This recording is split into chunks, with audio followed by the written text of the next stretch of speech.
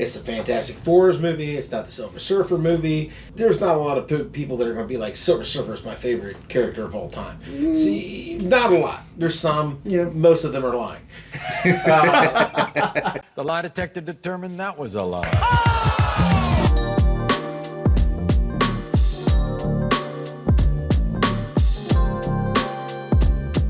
Welcome to a very special edition of Comic Book Cinema. Today I'm joined in person by Mr. Dan, the man, and Tim Collins. Recently it was announced that we are going to have a Silver Surfer in the new Fantastic Four film. It's not going to be Rad. It's going to be Shala Ball, as played by Ruth Langmore.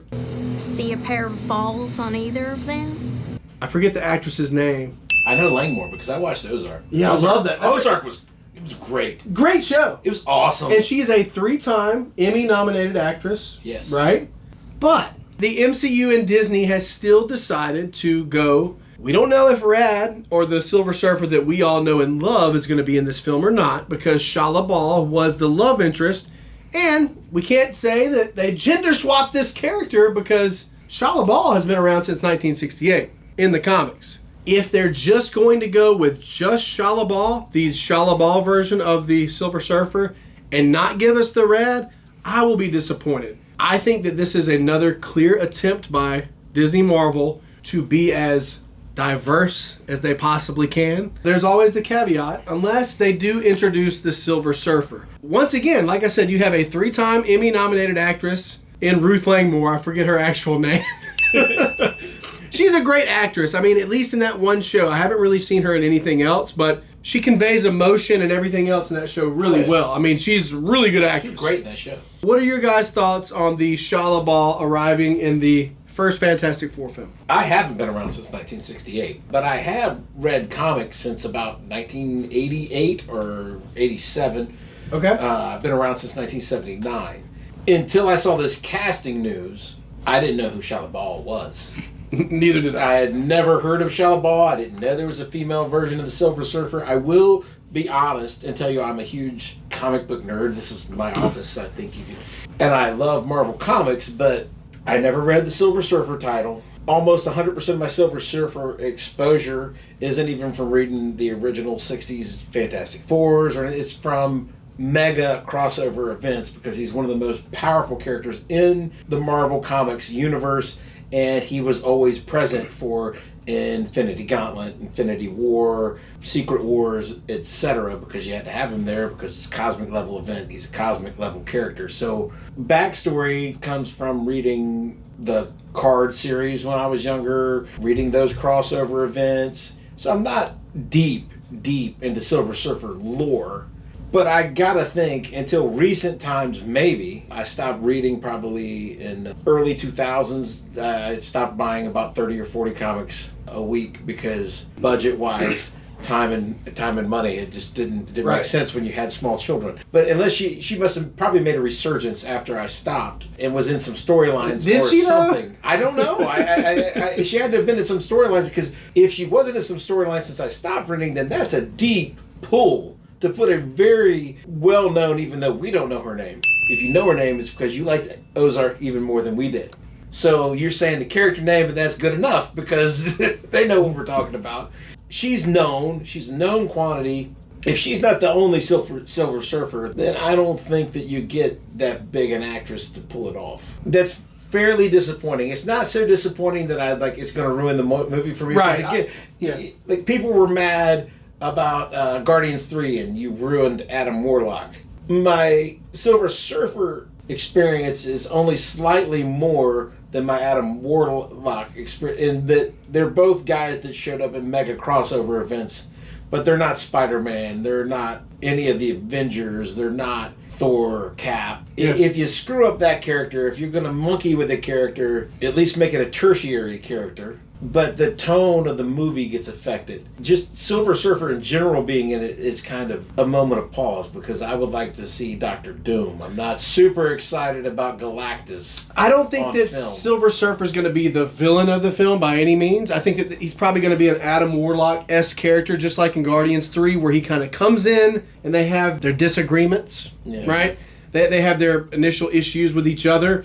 They fight a little bit, but then they kiss and make up and team up. I do think that we will maybe not see Doom, but we will be seeing a villain, a bona fide villain in this film. Well, I mean, Silver Surfer is the herald of Galactus. Mm-hmm. Right. I mean, they already tried Galactus. I mean, they've already tried Doom. They screwed that up really bad. Yeah, but the Galactus But they gave us wasn't Galactus- really Galactus, though. Yeah, I don't know if it's a concept that's going to translate to film. Different characters play different in different media. I don't know how well Galactus can be done in film. I don't think know. that in a world that we live in now, with special effects that we've seen in Avatar, special effects that we've seen in Lord of the Rings, even from 15 years ago, I think that it can be done. Even some of the recent Marvel stuff. But it's just according to if they do it the right way. I'm trying not to let this bother me too much, and it really doesn't. It just doesn't surprise me, because once again, you're dealing with Disney Marvel, who is always trying to force feed us as an audience as much diversity inclusion as possible. Diversity inclusion is a good thing, but when you do it the way that Marvel has done it over the years, in the recent years, I think that the fans are smart enough to where they see this and they realize this. It's not for the right reasons, I would say. This is just classic MCU at this point for Phase 4, Phase 5. They get to that point where the number of boxes that they check for a character is more important than doing the original character justice. They know this is not the Silver Surfer that everybody was familiar with. Don't get me wrong. Have they done this with other characters in the MCU? Yes. Okay. I mean, you know, a lot more people are familiar with Hank Pym in the Avengers than they are with Scott Lang. Taskmaster is another. Taskmaster, obviously, they completely Well, that changed was the character. They completely changed the character. That was wasn't more even, of a bad movie. Yeah, that wasn't even a source thing. That was just we're changing it. This is gonna be one of those things where yes, there's source for it, so you can't really, and they know that. They know that you can't point and say well, it's not in the source. Well, they know that. Oh, look here, it's buried in issues 620. I mean, you know, they know. I'm with Dan in that to get an actress that is very well known and has very high accolades to kind of be the one carrying the torch for Silver Surfer is a little odd for a few reasons. First of all, I think it does show that you're probably not planning on bringing another Silver Surfer in. But the other thing is that the Silver Surfer character itself, to me, always seemed very sterile, always seemed not very emotive. I think that that's kind of interesting that that's who you would bring an actress in for. It never really was, you know, you could have literally picked anybody. You know what I mean? I think that's what's kind of odd about it. At the same time, Silver Surfer was in one of the Silver Surfer that we all are familiar with is in one of the worst comic book movies of all time. And so it's hard for us to point back and say, I think this could be something where they're just trying to distance themselves from that. We don't want anything to do with that abortion of a movie that we did back there. And that could be a part of why they're doing that. They know that the people who maybe aren't comic book fans are just saying to themselves, hey, I saw that movie once, I saw that character once, I didn't care for it. Maybe this is just a different way to introduce something in. I don't know, but I have a lot of pause. I'll just put it that way. Yeah, and Marvel Disney has given us a lot of reason to have a lot of pause as of late. I think that all their fans are very skeptical at this point. I don't think that this is something that's going to ruin the movie. I mean, it's taken in a vacuum. It's not the kind of news that would really give you much pause. You wouldn't really think of it taken in a vacuum all by itself. It's the Fantastic Fours movie. It's not the Silver Surfer movie. There's not a lot of people that are going to be like, Silver Surfer is my favorite character of all time. See, not a lot. There's some. Yeah. Most of them are lying. It's not a vacuum when you combine it with Marvel's recent track record. Yeah.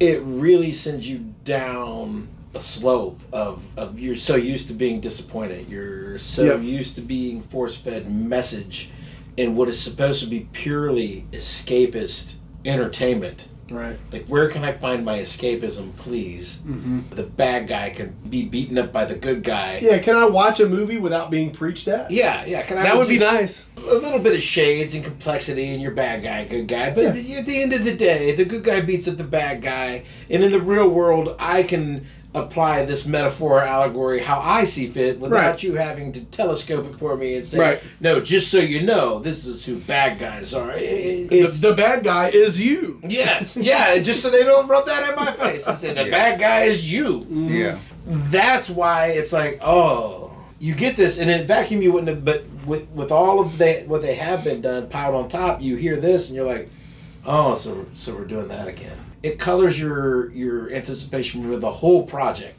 where you're just like, oh, okay, it's going to be like that, isn't it?